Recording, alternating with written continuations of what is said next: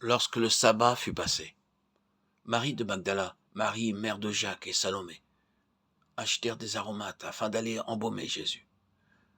Le premier jour de la semaine, elles se rendirent au sépulcre de grand matin, comme le soleil venait de se lever. Elles disaient entre elles, qui nous roulera la pierre loin de l'entrée du sépulcre? Et levant les yeux, elles aperçurent que la pierre qui était très grande avait été roulée. Elles entrèrent dans le sépulcre, virent un jeune homme assis à droite, vêtu d'une robe blanche, et elles furent épouvantées. Il leur dit, ne vous épouvantez pas, vous cherchez Jésus de Nazareth, qui a été crucifié. Il n'est ressuscité, il n'est point ici. Voici le lieu où on l'avait mis. Mais allez dire à ses disciples et à Pierre qu'il vous précède en Galilée. C'est là que vous le verrez, comme il vous l'a dit. Marc 16, 1, 7.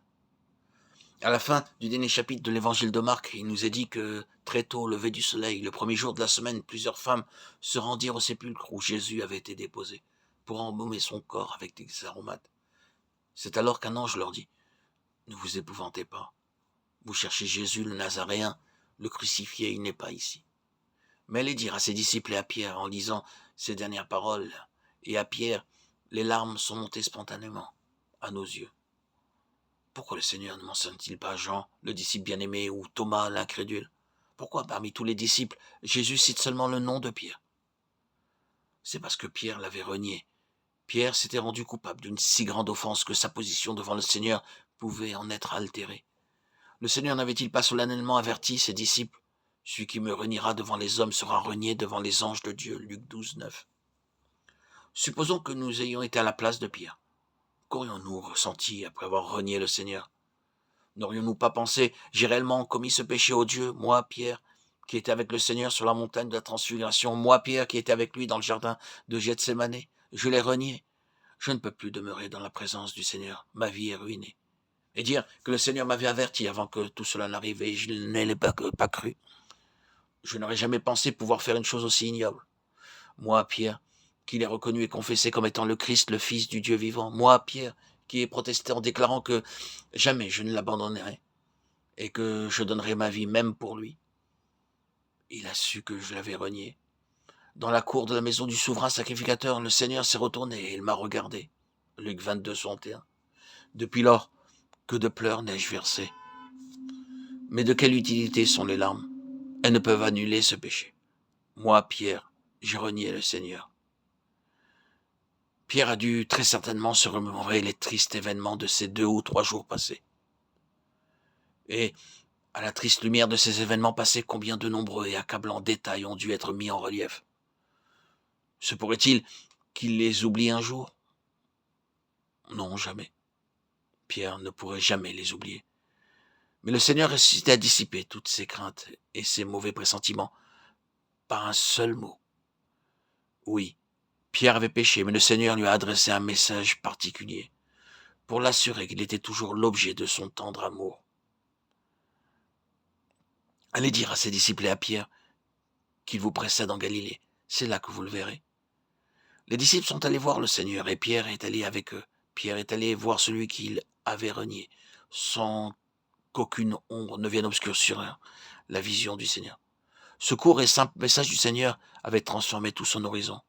L'amour du Seigneur avait comblé le fossé qui les séparait. Un seul parmi les autres évangiles rapporte ces mots, et à Pierre. Avez-vous remarqué qu'il s'agit de l'évangile de Marc? Marc était très certainement le secrétaire de Pierre.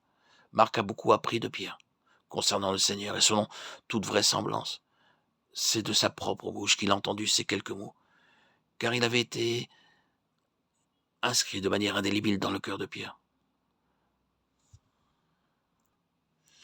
Frères et sœurs, lorsque vous approchez de la table du Seigneur, le souvenir de vos manquements passés se réveille-t-il en vous, remplissant vos cœurs de crainte?